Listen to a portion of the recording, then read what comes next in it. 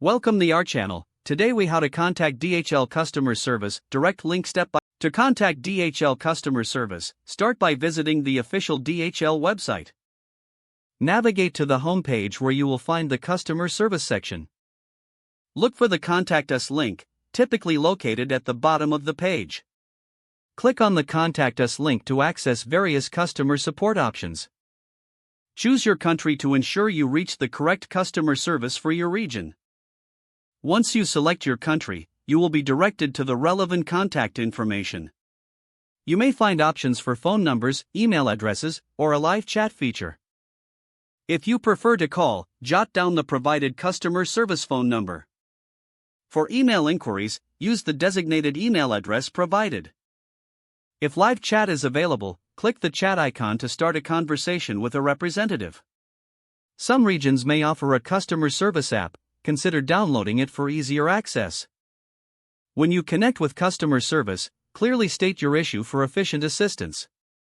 Have your tracking number ready if you are inquiring about a specific shipment. Follow any prompts given by the customer service representative for the best results. If you encounter long wait times, consider reaching out via email or chat instead. Always check the FAQ section on the DHL website for common queries before contacting support. Keep your contact information updated to receive any follow-up communications from DHL. Document any reference numbers given during your communication. With these steps, you can easily reach DHL customer service for assistance with your shipping needs.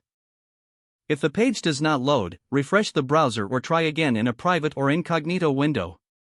Make sure you are using the correct email address, then retype it carefully to avoid small typos. If your password is not accepted, use the reset option and create a new strong password you can remember. Check your spam folder for verification or security emails, then complete any requested confirmation steps.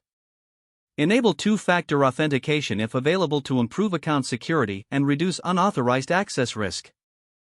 After signing in, review your profile details so your contact information and settings are accurate and current.